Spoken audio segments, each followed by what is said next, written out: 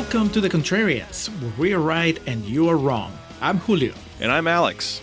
Here on the show, we rage against the Rotten Tomatoes machine.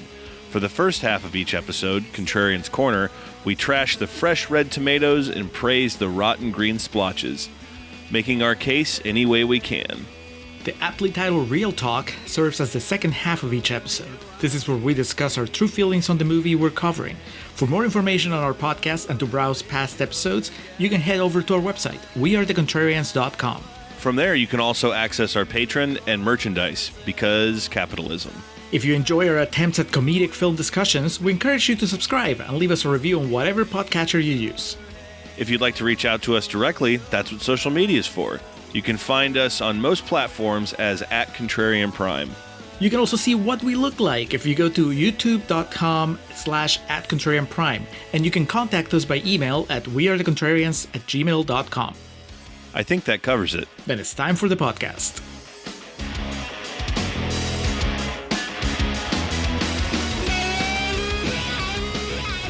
And we are recording for Contrarians Corner for The Running Man, the 1987 edition. Thank you for clarifying, Julio. Hello and welcome to the Contrarians, where we're right and you're wrong. Here today to discuss The Running Man. It hits the spot, Julio, I think would be the phrase that we need to apply off the bat here. But continuing on our From the Bedroom to the Box Office series here. A little bit of a spoiler. I had to get a little creative on this one, Julio. So we'll discuss that more in the second half of what our tie-in, our relation is here. But I was excited. I always kind of wanted to get this movie on the show, so I'm glad we're finally able to do so. Curious to see where this conversation takes us. But if nothing else, Julio, I do believe we can celebrate triumphantly the return of Kurt Fuller to Contrarians canon. Absolutely. I have my fingers crossed that he is the secret porno star in this one, but maybe not, or maybe it depends on how you classify No Holds Barred. I mean, that is lower. That to quote Oscar Martinez from The Office, this is so much more offensive to me than hardcore pornography. But also, he didn't have as much of a role. He played himself in No Holds Barred, but Jesse Ventura, as we kind of joked about, I think we're well on our way to being the complete compendium of Jesse Ventura's film career in audio form, because we continue to cross off these movies he's done. I think Batman and Robin has to come next, but how about that wig he was wearing? Amazing. It was great. It took me a moment to realize that was Jesse Ventura. He has hair. The future governor. I think that we're definitely building up to Predator, right? That would be the ultimate Jesse Ventura vehicle. Okay. From the same year, in fact, and paired off with Arnold here as well. But The Running Man from 1987, an interesting entry in the Arnold Schwarzenegger experiment filmography career, directed by Paul Michael Glaser, and returning is the fearless Stephen E. D'Souza as he penned this, adapting a screenplay based on the Richard Bachman, was it a novel? A dystopian thriller novel, yes, sir. Do you know who Richard Bachman is? Name sounds familiar. Enlighten me, Julio. It's Stephen King's alter ego. I mean, obviously, there's no point because everybody now knows that they're the same people. But basically, whenever Stephen King wanted to, back in the day, he wanted to test himself, he would publish a name as Richard Bachman. And if it was a hit, which they usually were, I guess, he'd be like, yeah, I still got it. It's not that people are just buying the book because it says Stephen King on the cover, but because they think that it might be good. And then at some point, I don't know when, he went on Barbara Walters or something, just blew everybody's minds. I mean, that's very in line with him as an artiste, so that fits. Julio, had you seen this before? I know you said you had seen the Glen Powell remake, correct? I have. I hadn't seen this, and I have to say, this might be hard because, I've only seen each once, but I want to say the Glen Powell Running Man Elizabethtown this movie even before I watched it, if that makes sense. Because I did not care for The Running Man. That was, if I can keep throwing contrarians in jokes and terms, I had the the Rise of Skywalker effect with Oh boy. the Glen Powell Running Man, which is that the more I thought about it in the days that followed after me watching it, the angrier I got and the more annoyed I was by the things that he had done and all the balls it had dropped. So I came into this Running Man basically expecting it already to be better. Like I had so much goodwill towards Arnold Schwarzenegger in this story because I knew that because it was the 80s, I trusted the 80s to keep it simple and to embrace the ridiculousness, and the movie delivered. Indeed. Not necessarily for the critics at 59%, and also not necessarily for audiences. One of the talking points that we'll circle back to in Real Talk is this movie did not flop or bomb, Julio, but on a $27 million budget had around a $38 million return, which compared to, the Terminator and also Predator, which came out that same year, which I believe Predator made close to $100 million. A kind of underwhelming box office for this, and I have thoughts on why that could be, and I look forward to talking about them come the second half of this.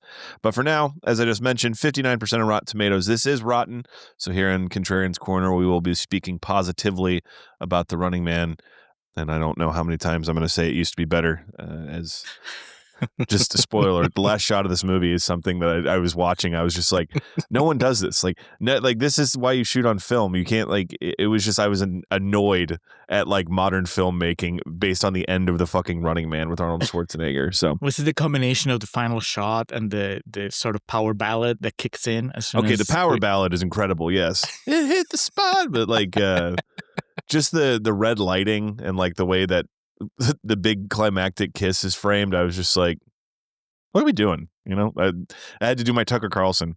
What are we doing? What's going on? But 59% on Rotten Tomatoes. Julio, which quotes did you pull for us? Well, my husband and my little boy, they have their favorites, but I like my men big and cuddly. Yeah. I got a few rotten quotes. Alex, these are critics. So of course, they are trying to be very... They knew what they were getting into, sort of, when they sat down to watch this. But as far as audience not showing up, do you think it was because they were disappointed that Dustin Hoffman was not the Running Man, having been the Marathon Man a decade prior? It would have made more sense, yes. All those Hoffman fans. I wish appalled. I had some plagiarism claim from Dustin Hoffman being like, yo, what the fuck? They had promised him the sequel to Marathon Man, and then he was very disappointed when they didn't call him for the Running Man. There is at least one person that went to this movie in 1987 thinking it was some sort of spiritual sequel to the Marathon Man. Or maybe a re-release. They just changed the name. All right. Real critics. So Matt Brunson from Film Frenzy, who says, a particular kitschy piece of 80s Arnie action with a great premise and some potent underlying themes, limply handled. Every time that a critic uses the adjective limp, or I guess this would be an adverb, limply, it just... How can you not think of genitals? Yeah, no shit. Says that something is limp. Just saying Arnold can't get it up. That's all he's saying right there. Or he can get it up decently, but not full rager. It's even worse. Matt Brunson, you knew what you were doing. Come on, do better. Jeffrey M. Anderson from Combustible Celluloid says, its core idea is similar to Battle Royale and The Hunger Games, but those movies had a firm grasp on the social satire involved, whereas the simplistic The Running Man is more about spectacle, violence, and the good guys winning. Mm-hmm. What's the problem with that? Dude, I would watch The Running Man 10 times before I sit through The Hunger Games again. Any of them. No shit. And I'm sorry to burst your bubble. Have you ever seen Battle Royale? I have not. But I heard the discourse that The Hunger Games is just the Hollywood version of Battle Royale. Well, it is. And then the writer of Hunger Games claimed I'd never even heard of Battle Royale. But the point I'm trying to make is, having seen Battle Royale and having seen The Running Man, I can tell you they strived to have different tones. And, so I'm not quite sure where this comparison comes in. Did the writer of The Hunger Games mention if they had heard of The Running Man? Oh, that would have been awesome. Arnold just comes out. Stole the idea completely. Stephen King doesn't care. No. Send Richard Bachman's lawyers. All right, next, David Edelstein from The Village Voice says, as an actor, Schwarzenegger makes Stallone look profound. His pretty hilarious cast as someone called the Running Man. He's so muscle-bound he can hardly walk. Does Arnold Schwarzenegger make Sylvester Stallone look profound? Ever? Yeah, in the first Rocky. And But that's not Schwarzenegger's fault or I don't know. credit. I guess because at that point in the 80s, shit, we were probably closing on Rocky 5. So, that's supposed to be an insult, I suppose. Arnold is jacked in this movie. The scene where he, comes out of the shower and he's got the tank top on, and when he first meets Maria Alonso, I was like, holy shit. Because, he was like pumping iron, Arnold, but he was like just surprisingly huge in this and looked incredible in a Hawaiian shirt, by the way. Absolutely, yes. He was ready for vacation. That's the most believable part of the movie. I don't remember him running, so I don't know how accurate this David Edelstein thing is as far as that he couldn't really walk or he couldn't really run. Does he run? Yeah, like when they're in the little fucking bodysuits and they're like trying to run and get away from like, the different scenarios they find themselves in, but it's not like Tom Cruise running. No. And the whole thing is too, it's like they're on this fucking unpredictable terrain and they're like it's not just him. Everyone else is running like, ooh, don't want to fall. Yeah, it's the carefully jog man. There you go. You don't know what trap's gonna come at you. The tepid pace man. Yes. The cautious man. All right, we're going to close with Patrick Taggart from Austin American Statesman, who says the satire, in quotation marks, the satire on the television age that this movie attempts is incredibly heavy-handed and more than a little mean-spirited. This motherfucker. Yeah. To quote Hank Hill, the audacity. Like, can you please be nice to capitalism and bloodthirsty TV networks? I would have more respect for him if he had said, please don't give them ideas. Yeah, I think that's way more on the nose. Like, it's irrefutable. If a show like this dropped today, people would, in droves, show up and turn out for it. Be honest with me, Alex. How close are we to the UFC being tasked by today's administration? Those guys are basically fighting for nothing to begin with. So, yeah, we're pretty close, I think. I guess we'll see if Trump institutes the moat of sharks and alligators around the cage when they do the White House event. Yeah, that's a great example. But anyway, this is fun. The UFC is no longer fun. But can you see Dana White just getting on the phone and like, get me to the Department of Justice? Unfortunately, yes, I can. Kash Patel. What do you need, brother? Can I get in there? Can I be one of the stalkers? You think Kash Patel is so oblivious that he would think that he would do well? Absolutely. Right? Yeah. And then when he get his ass kicked, he just complained that they gave him the wrong vest. Yeah, he absolutely is one of those guys that has no concept. You can just tell, like, by his general reactions, he's never been in a fight before, and he's never been in anything close to like a physical altercation. But he's someone that somewhere along the way just got like a really bad, profound sense of like tough guy energy and would be, as we say, fraud checked real quick. Look, but I watched both Running Man. Yeah. Why am I doing so poorly? What's a good example is like Steven Seagal. I think that Kash Patel probably thinks Steven Seagal's a real tough guy, And Steven Seagal is the greatest example ever of someone who believed their own hype and, according to lore, got fraud checked by Gene LaBelle on the set of, I can't remember what movie, but, it's just needed every now and then. Kind of like with Sub-Zero and Fireball and Buzzsaw here. There would be tough guys that Arnold has to step up to the plate and say, real tough guys here now, brother. And here's my quip. Yes.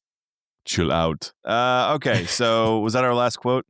That was our last quote, Alex. Let's go to Contrarians Corner. Just been informed the runners have entered the first quad. Let's go there now, live. All right.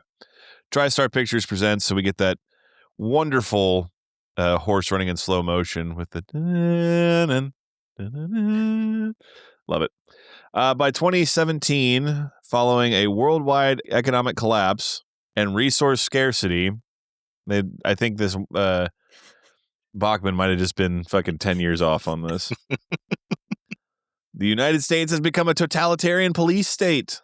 Jesus. The government maintains control through propaganda, censoring unsanctioned art, music, and communication. The state-controlled broadcaster ICS runs the nation's most popular program, The Running Man, a game show in which prisoners can earn their freedom by surviving as runners against lethal stalkers. Captain Ben Richards, this is Arnold, is arrested after refusing orders to open fire on an unarmed food riot in Bakersfield, California. His fellow officers massacre the rioters and frame Richards for the incident, branding him the Butcher of Bakersfield. 18 months later, Richards escapes from a prison labor camp, with resistance fighters Harold Weiss and William Laughlin. They ask him to join their cause, but Richard declines, focusing only on surviving. Julio, the opening chopper scene here where he declines the orders, we get some electric Arnold noises and Arnold grunts. Yeah, took me back to Conan. Yeah, exactly. They dangle him out the side of the helicopter. He literally just. Arr! I mean, he's established as a good guy, a man of honor, right from the beginning. No backstory. No, this movie is under 2 hours because it only needs the one scene to tell us this is a good guy. He will not kill unarmed innocents, and that's his downfall. Yeah, and we get the fucking scrolling text that brings us up to speed, which is all you need. And yeah, I mean, to kind of skip ahead a little bit, Julio, I think one of this movie's saving graces and one of its high points is the runtime. And when we're 5 minutes into the movie, and Arnold, we already know why he's, in the situation he's in. And we know that he wants to survive, and he has these other guys that vow revenge. And the stakes are set less than 10 minutes into it. Now, credits don't hit the screen until 25 minutes into the movie. You don't even have to make it hypothetical, because The Running Man from Edgar Wright that came out last year, I want to say it's at least 40 minutes before Glen Powell is actually running. There's like 15 minutes of just setup showing us how shitty his life is, and we meet his wife and his baby, and first he tries for one show, then he tries for another show. Oh my God. Please start. Save this shit for the prequel. We have our fun laughing through, the hellscape that we currently live in. But like, if a certain side of the political spectrum had its way, we're like 4 steps away from this being reality. Yeah. Every time that they cut to the crowd that was watching the show, I'm like, hey, it's America today. Did you recognize returning player to the Contrarians from not that long ago? One of Arnold's buddies in prison. Was it the Weasley white guy? No, the other one. Okay, no. Yaphet Kotto played Laughlin. Okay. Freddy's dead. He was Oh my God. Yes. The guy that has the dream machine that has figured out how to like control his dreams. Outstanding. Doc is his name in that. Yes. Yeah. The Weasley white fella, it felt like I don't know, maybe that type of actor was just so commonplace in these movies that I feel like I'd seen him elsewhere. Marvin J. McIntyre. Just immediately browsing his filmography. I guess not overtly familiar with any of it. But anyway, Arnold is on the run. He's intent on surviving, and he will do so any way possible. He travels to his brother's former apartment, but discovers that ICS composer Amber Mendez now lives there after his brother was taken for re-education. So this is our meet cute, Julio, with Maria Conchita Alonso, who interesting run, and someone we'll talk more about in the second half. But is she an actress that you were familiar with in any way? Yes, I know her more. I'm not that familiar with her filmography, except for what I'm thinking might be the highest point.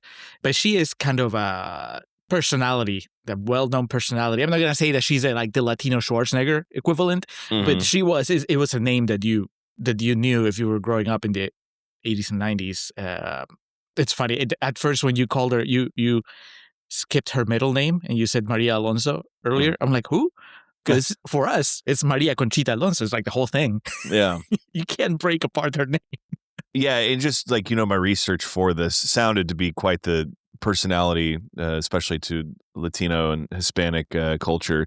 More so I want to say she's probably more of a musician. Well, yes, but also with the previous generation. I want to say like my parents, my uncles, my aunts, like they probably have a better handle on who she was as a performer overall. For me, she is always the lady from Predator 2, which of course is tightly related to Schwarzenegger. I mean, this was years later. Do you think that she went up to the audition for Predator 2 and just going like, hey, I work with Arnold?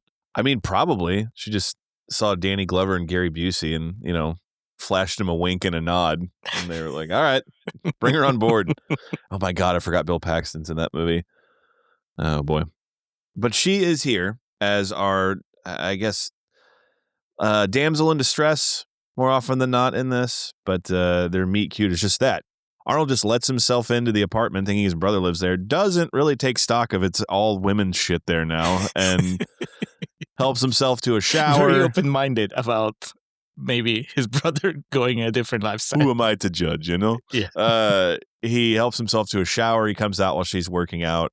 I think he asked her, like, are you a friend of my brother's? And she's like, no, the previous tenant got, taken out of here for, as she says, re-education. So he ties her up, as, naturally you do, and then starts, like, going through her shit. And I love him rifling through the cassette tapes. These are banned, I'm just curious, like, what music it was on there. I'm trying to think of, 2017, what music would be, Kesha would be banned. Anything that was sexy. Anything sexy, anything that promoted independent thought. Yes. It's like the Doors in there, and, Women in the workplace. She's got the single for 9 to 5, the Dolly Parton song. And also black market clothing. And money's not going to do you any good. You won't be able to leave the squad. You don't have a travel pass. You do. No, I do. Richard forces Amber to help him bypass airport security, but thinking he is the butcher, she alerts authorities. So what happens is you're going to help me because you know too much now. He maintains his innocence the whole time, by the way, because Arnold is a stand-up guy in this. Cannot stress how important Arnold's outfit is in this scene. He's got like a fucking Jurassic Park hat on with sunglasses and a just gorgeous Hawaiian shirt. The funny part is because he's trying to look incognito, but he's fucking Arnold Schwarzenegger. So he's, 6'5" and 275, wide as a door. And he even remarks that he doesn't like the shirt he's wearing because she says, what does she say? I get motion sickness. I might throw up on you. He goes, no one to be able to tell on this shirt or something like that. But Arnold Fit Watch was in full effect, Julio. He was doomed to be recognized, though, because at first I was thinking maybe he should have left the beard on because he grows a beard while he's in prison. But then I'm like, oh, no, because everybody knows him with the beard from the prison. But then they also know him from just his previous life as a police officer. And as we learn later, there's a full video with close-ups of him flying that helicopter. So people know what he looks like when he was clean-shaven to committing murder, allegedly.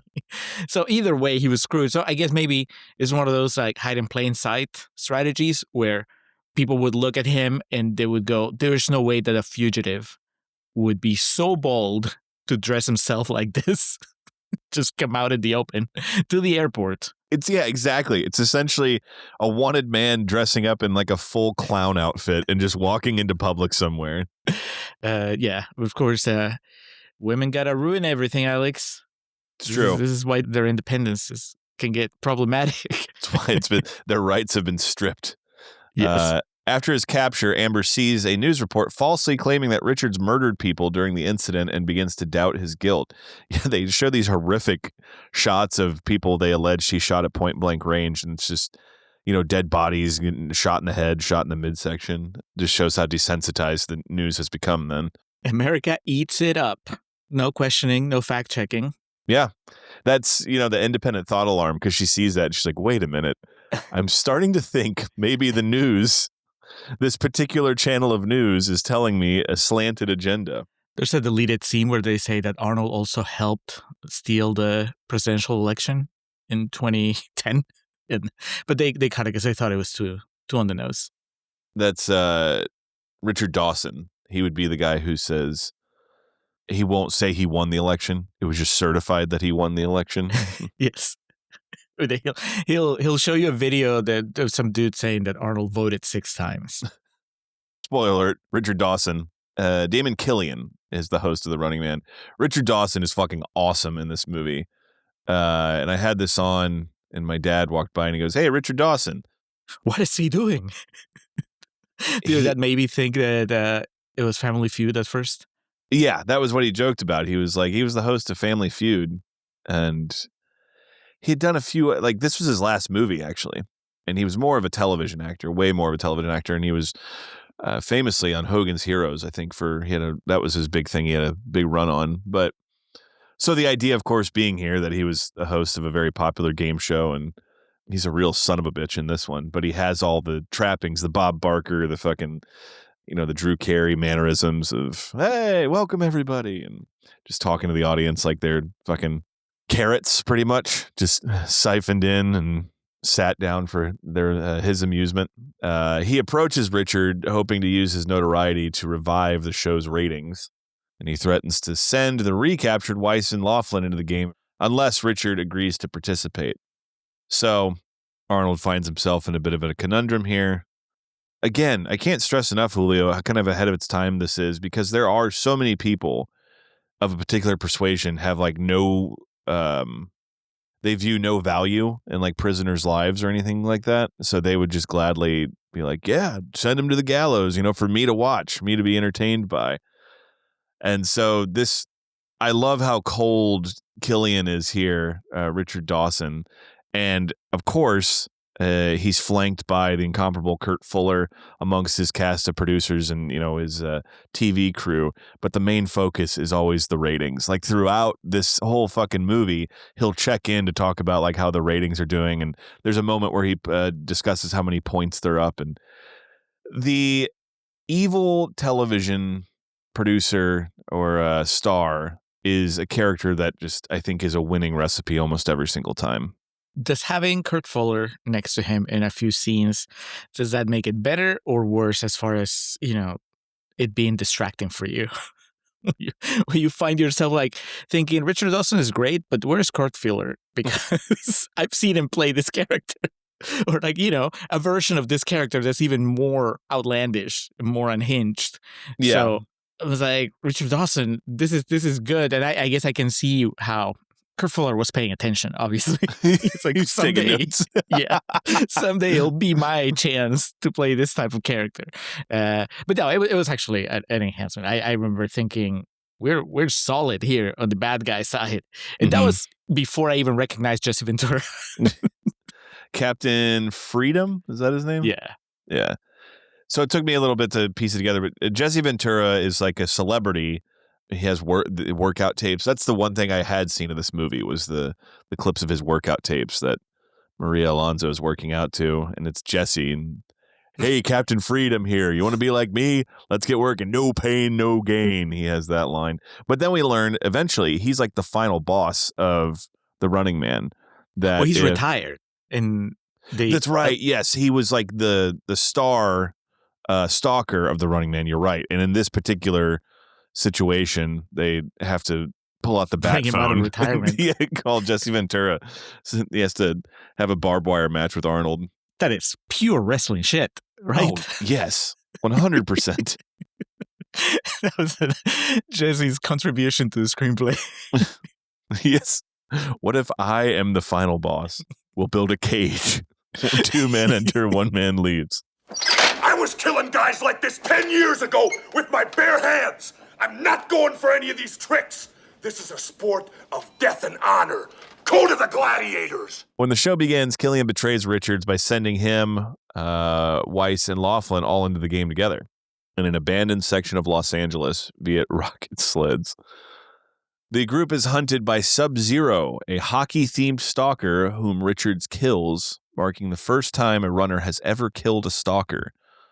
Now, Sub-Zero, I like the idea of him being an evil hockey player. The second wrestling connection, by the way, is Sub-Zero is played by Professor Toru Tanaka, who, amongst other accolades in his professional wrestling career, was a tag partner of one Mr. Fuji and a pretty big star of his time. Was hockey his gimmick in the ring? No, if you can believe it, it was really offensive, like Asian stereotype. Oh, but, yeah, that's right. The old days. Julio, we are children of the 90s in some ways. You're much older than me, but we span that decade together. And I think it's fair to say when we hear a character, especially a villainous one named Sub-Zero, we have a certain level of expectation that was not met by this movie. Yes, there was no evil ninja character here. Were you a Sub-Zero or like a Scorpion or like a Reptile? Which one of the ninjas did you prefer? Scorpion, because it was easier to do his power move. The fucking grappling hook? Uh-huh. Oh, yeah. I'm like, oh, this is easy, so I can just do it. Just spam it was the combo, the grappling hook, and when you pull him over, the uppercut. It was the spam combo that you would do, yeah. Like I always had a harder time pulling off Mortal Kombat moves as opposed to Street Fighter moves. Mm-hmm. So once I figure out like easy things I could do with Mortal Kombat characters, that was my go-to. So it was Scorpion for that, and then it was really easy to do the Johnny Cage nut punch. So that was also like a go-to, which, by the way, Alex, there are, by my count, 3 nut punches in this movie. You must have been in heaven. Oh, yes. And there's the punchline to one of them is incredible, and we'll get to here shortly. We went past one because Maria Conchita Alonso, does she punch or kick Arnold in the nuts? We do get a good Arnold, just like the reaction and the noises that come from that man. Just unable to replicate. All it was missing was the reaction shot from James Woods. God, we still haven't GIFed that. We need to. So we get like, they're on ice, so they're slipping and bumbling around while Toru Tanaka is trying to hunt him down. He's got a hockey stick that's essentially a massive like sword that he uses to cut people and decapitate, dismember. He also has that puck grenade. It's the future, baby. The Trump administration's most recent breakthrough in technology. Extreme hockey. Arnold outsmarts him, though, using it's razor wire, right? He pulls down from the surrounding area and sets up. He pulls it taut around like a corner. So when Sub-Zero hits it with his skates, it wraps around his neck and Arnold pulls it. And if you're familiar with razor wire, the end result is pretty easy to get to, as he finally lets go and Toru Tanaka's just fucking jettisoning blood out of his neck. So that's it for Sub-Zero. Surprisingly, Arnold's 2 buddies are still alive. I couldn't believe it. Meanwhile, Amber is caught retrieving the unedited Bakersfield footage and is sent into the zone. You imagine this is in the Glen Powell one, is the footage they retrieve the lost Epstein surveillance footage? It's very different the way it plays out in the Glen Powell one. His love interest, it doesn't go into the run. No. But there's a lot of like, as dumb as this is, Alex, and I say this with love because this movie knows it's dumb. Yes. The Glen Powell movie is dumber. Wow. But it doesn't know it's dumb. So that makes a huge difference. When she started going through the tapes here and she found the one that basically had like on red bold letters, evidence. I was like, yes, this is how you do it.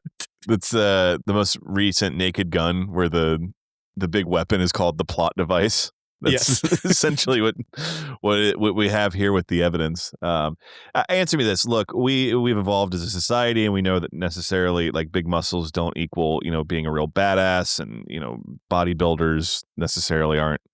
They're physically imposing, but the idea that that huge physiques equal the ability to kick someone's ass or being like a true like tough guy, that whole illusion is gone.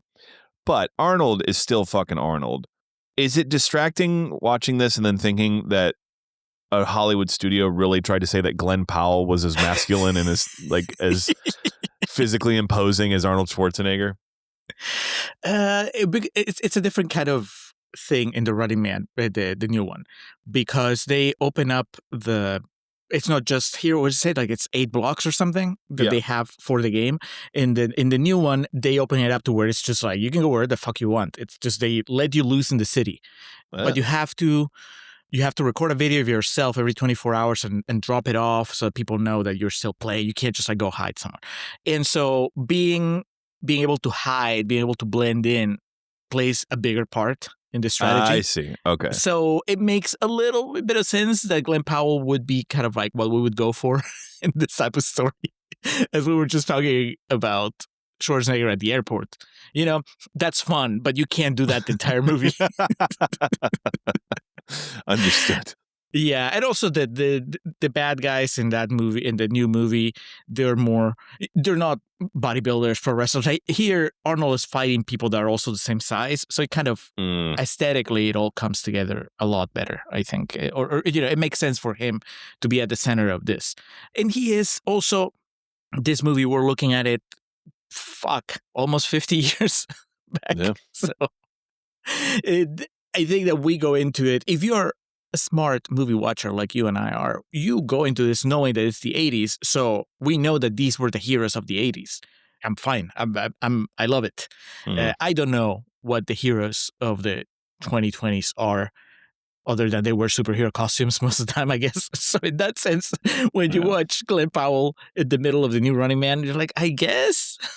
I don't know if 50 years from now, audiences will feel the same way watching that Edgar Wright movie. But here, Arnold is perfectly cast. It's just what I want from this type of Arnold Schwarzenegger movie with the quips. Like I think, 80% of his dialogue is quips?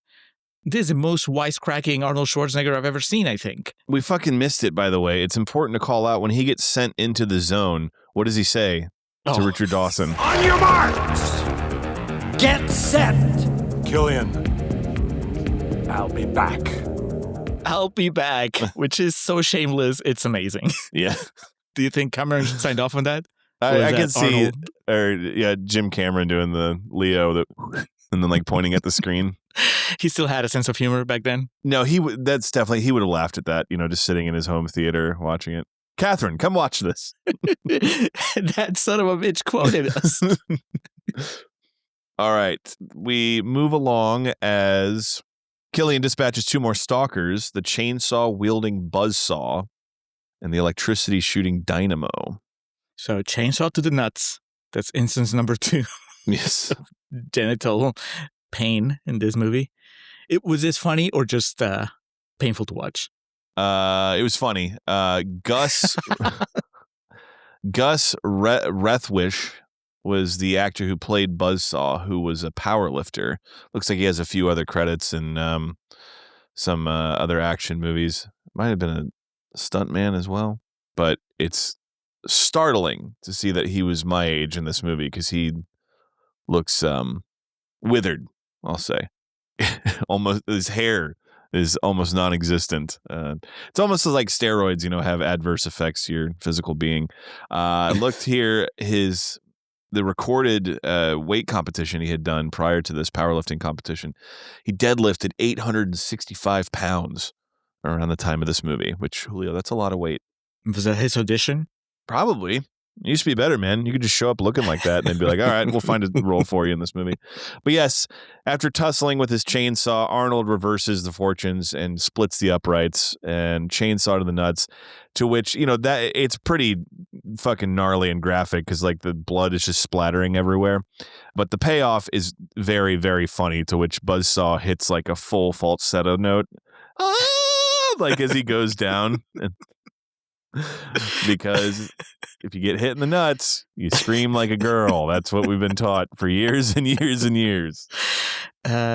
Speaking of falsettos, the other guy, Dynamo, because they sent 2 at once. They upped the stakes. Yeah, I didn't get, Dynamo didn't work for me at all, Julio. He's got, this Tron suit on, but he's also, morbidly obese, so there's no real threat. He sings opera. Yes, and they start playing Ride of the Valkyries while he's chasing Arnold. More importantly, he shoots electricity, which I thought that's all I needed. I'm like, all right, everything else is just dress up. But what's shown, what's shown is he can only do it from a premeditated standpoint. He has no function in the field. If he hides, he can get you because he kills Weiss, who's distracted trying to hack the mainframe or whatever he's doing. But when he's chasing Maria Alonso and Arnold here, there's no threat because he's in this Cybertruck and trying to go off road. And man, I think you are underselling the danger of getting hit by one of those lightning bolts. I could outrun that guy, and that's saying a lot. So he's not sneaking up on anybody because he's lit up like a Christmas tree. I liked him. I thought he was colorful. And it was good that maybe if they had deployed him by himself, I would have been like, come on. But because they did him and the chainsaw dude at the same time, I'm like, I can see how this is a good combination. They should have teamed up. The problem was that they separated. And he's the guy that comes back. He does, because Arnold shows empathy. And the audience go, boo. Yes, because he's a fat guy, so he's stuck and he can't get up. And Arnold has the opportunity to kill him, but he says he won't kill a defenseless man. And then so the guy's like, oh no. Dynamo. Was it the most relatable part? Like the part that made you feel the most like you were at a UFC fight or maybe in a wrestling show? When the audience turned on the guy that was showing mercy? Oh, yeah. You need Joaquin to come out and do the thumbs down at that point. Richards kills Buzzsaw, though Laughlin is fatally wounded. Weiss discovers that the satellite uplink controlling government broadcast is located inside the zone and cracks the access code for Amber to memorize before Dynamo kills him. Richards incapacitates Dynamo but refuses to kill him while defenseless, shocking the audience. When Killian secretly offers Richards a job as a stalker, Richards angrily refuses. Amber later finds the corpses of the show's supposed past winners, realizing their victories were fabricated, and Richards kills the flamethrower-wielding Fireball. And at this point, the audience begins to cheer for Richards. He's come from behind. Everyone loves a winner, the underdog story. The old lady that they bring out, she goes, that boy's one mean motherfucker. Audiences in the actual theater lost it in that line. Yes, and that was a little bit ahead of its time. Like we were at that point 20 years away from the trope of the old person swearing being worn out. So that was a nice little insert there. But yeah, Arnold with the Mikey Whipwreck build here with the audience getting behind him. We mentioned Fireball, that hilariously played by former National Football League great Jim Brown. Oh, so you know him from sports. I know him as the guy from Mars Attacks. Yes, and also bringing it back to the UFC, he was on the announce team at the very first UFC event that came out the weekend of Carlito's Way. That's he played for the Cleveland Browns, and he was recognized as MVP 3 times in the league. Tickling to see him here, just the way he's all dressed up in his get-up, and man, I'd be curious to hear some tales. Jim Brown since passed, but I'd be curious what the experience of him fumbling with that clearly shoot flamethrower was like on set. They trusted him, Alex. There's a part where he when Arnold's throwing those barrels at him, where he trips over one and the flamethrower goes off, and I am 80% sure he just accidentally hit the trigger on it because his reaction to it was fuck. So Paul Glaser is like, fuck it, keep going. Yes. No time for reshoots. No cut.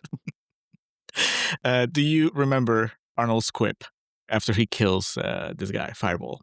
Oh, what is it? What a hothead. A hothead, that's it, yes. No, sorry, I'm stuck in Mr. Freeze, so I wanted to say cool down, but hothead, yeah. Yes. I really like that for all the fun that the movie's having, it's actually really insightful in the way that, how you manipulate the audience, because the audience goes slowly from not caring for Arnold because they introduce him as a villain. It was called the Butcher of whatever. Bakersfield, yeah. Yeah, and then they boo him when he shows mercy, but then slowly, because he is such a badass, they start cheering for him, mm-hmm.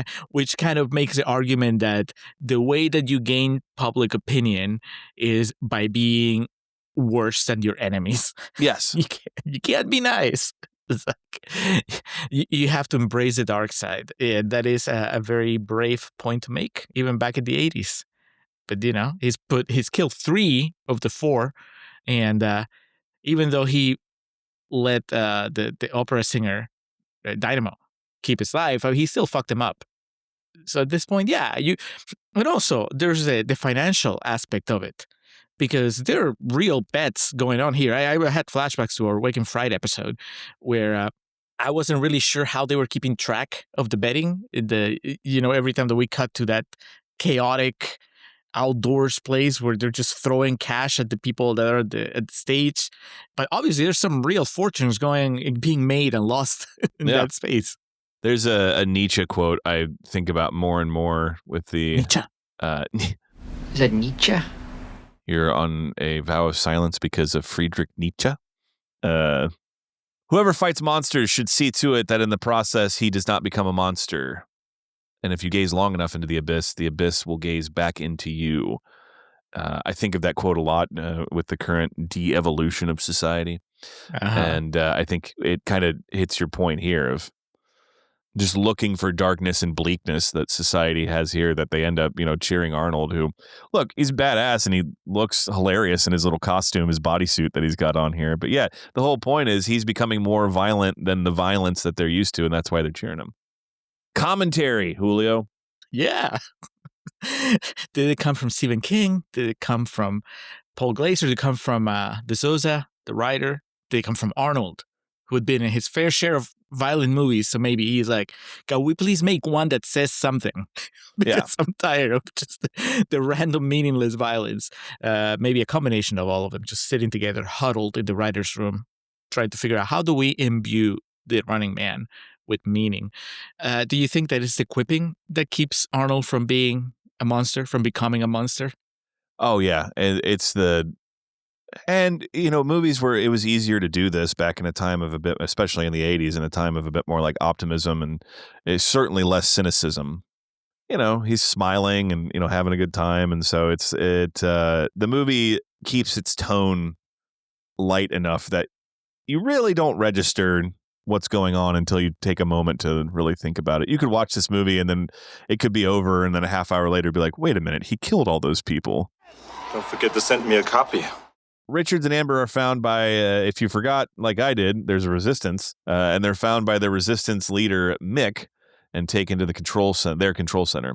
And talk about hiding in plain sight. These fuckers are in the 8 blocks where the game takes place. Yes. And Arnold and Amber here, Maria, they just kind of get to the end of the level, and then a trap door opens, and they're like, "Hey, we're over here." The little sound from whenever in the Legend of Zelda, whenever you uncover like a secret passageway or something, and then the resistance shows up.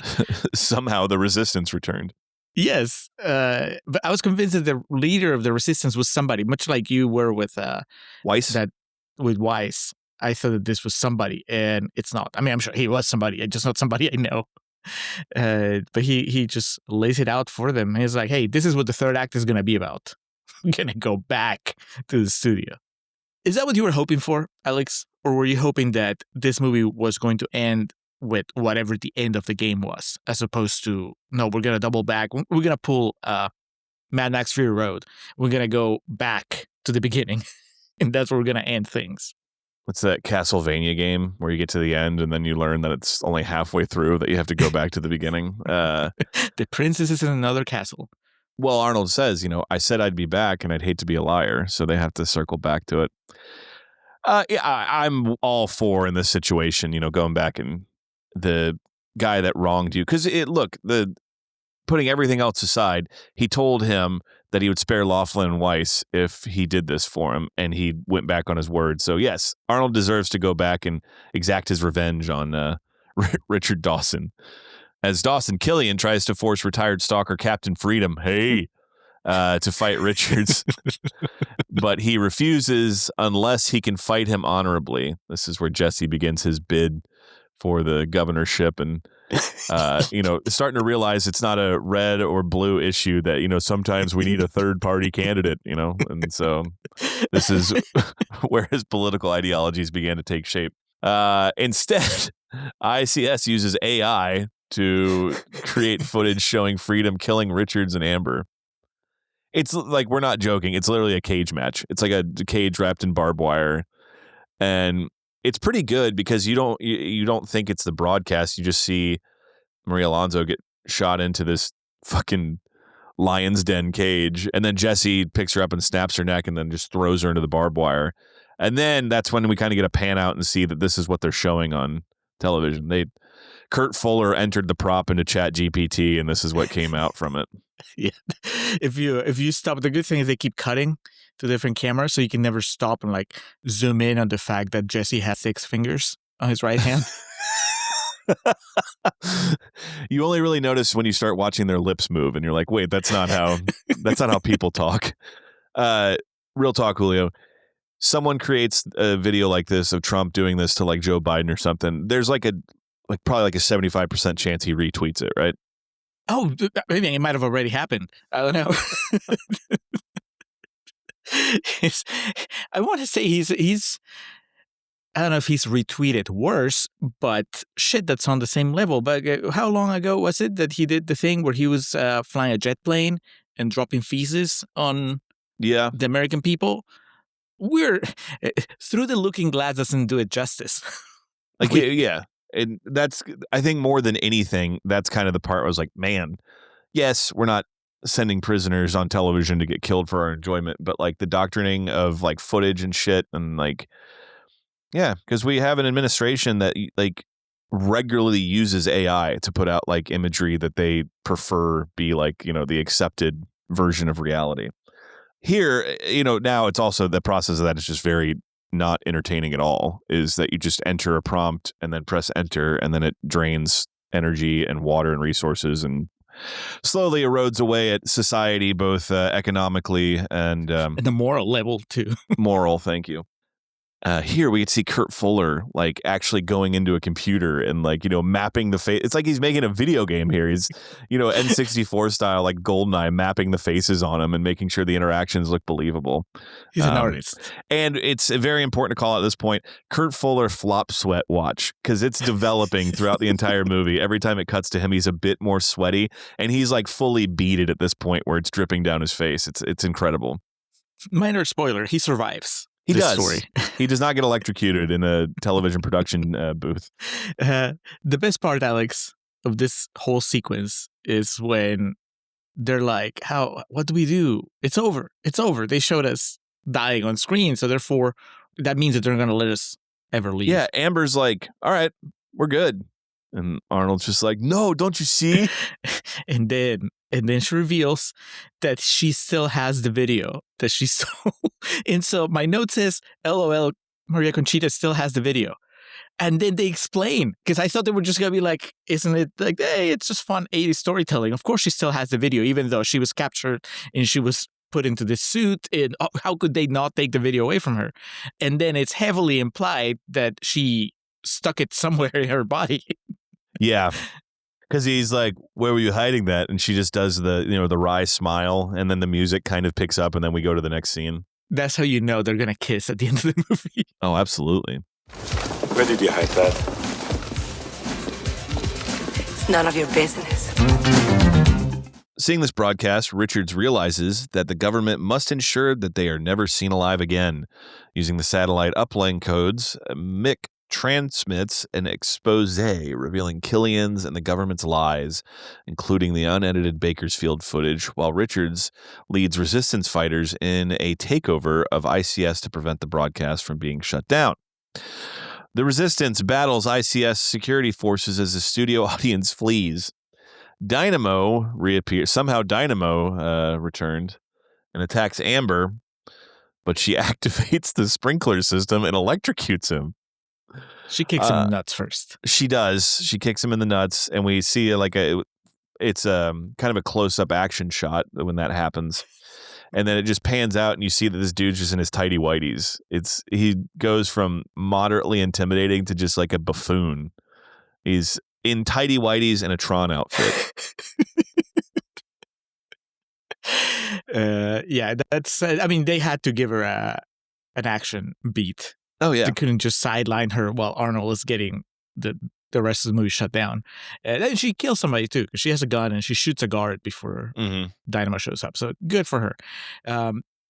The ending of the movie, Alex, what were you expecting? There's no way that we were going to lead into a fist fight between Arnold Schwarzenegger and Richard Dawson. No. Were you expecting Jesse Ventura to show up? At that point, I know he had already like walked out because he refused to do what they wanted him to. He pulled a Rage Against the Machine and said, fuck you, I won't do what you tell me. And so he was gone. I thought there was going to be at least a fight with Sven, the big security guard that Richard Dawson always had. But Richard Dawson, just the way he belittles and talks down to everybody, Sven had enough. He just said, fight your own battles. And then so I knew that the die was cast for Killian. I did not expect for him to go out in a literal blaze of glory as Arnold straps him to a rocket sled and sends him into the game zone. But he just careens out of control and flies into a billboard with his visage on it, and then everything explodes.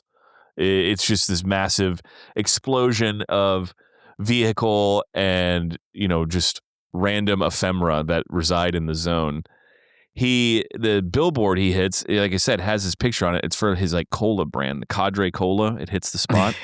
So when he hits this and explodes, Arnold somehow sees all this happen, by the way. I don't know how, but I think the implication is that there's cameras everywhere. Yes, like Manhunt. And Arnold says, "Oh, that hit the spot." I think that's the perfect one-liner to take Arnold out on. Well, that hit the spot. So he kills the bad guy, and what is left to do, Julio?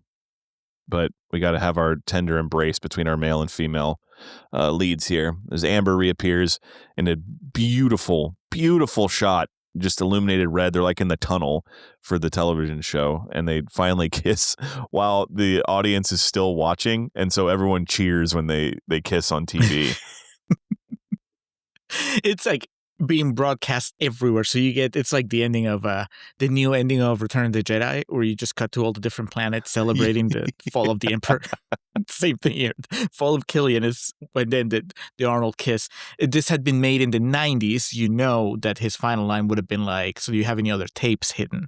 Oh, Jesus. Or now let's go see where you hid that tape or something like that. Yeah. Even better. Yes. Written by Joe Esterhaus and directed by Paul Verhoeven. Paul Verhoeven, who would go on to work with Schwarzenegger anyway. And then the power ballad that I think that you liked it better than me. I don't dislike it, but I think it might be the point where I just said, I am glad we don't do this anymore. the song, the really 80s song that takes you out. You must know, Julio, that its working title, the song, was Running Away With You. Don't get me wrong. I'm glad we did it, but I'm glad we don't do it anymore. And then it was released as a single as Restless Heart. And I'm looking at the cover for the single here, and it's Arnold's face from the feature film, The Running Man, John Parr, Restless Heart. Oh, man. A conclusion from all levels of ingestation that takes you back to a different time that you might not be nostalgic for, or you might not even been alive for, but there's no way this movie ends and you don't feel like that movie was made in 1987. This is what you show somebody who doesn't know what movies in the 80s were like. This is what you show them. Right? That's not wrong. The whole hypothetical situation, alien comes to Earth and says, "Show me an 80s movie." I think The Running Man is in high contention for the one to pick. I watched this on Paramount Plus. Did you do the same, or did you watch it differently? It was on YouTube TV also. That's where I watched it. Did you get recommendations when the movie was over? No, but it prompted Demolition Man. I was like, That makes sense. Speaking of Stallone, Paramount Plus somehow said, "We think you would like Chinatown and Glengarry Glen Ross." Incredible. Which I do, but I don't see the connection. To take that. Yeah. Yeah. Well, maybe Paramount Plus knows better than I do. Maybe they know that there's a connection. You watch Chinatown, I was like, "We think you would like Demolition Man or The Running Man." Forget it, Amber. It's Running Man. All right. Well, that was The Running Man. That was Contrarians Corner. Alex, let's go to Real Talk. Let's do.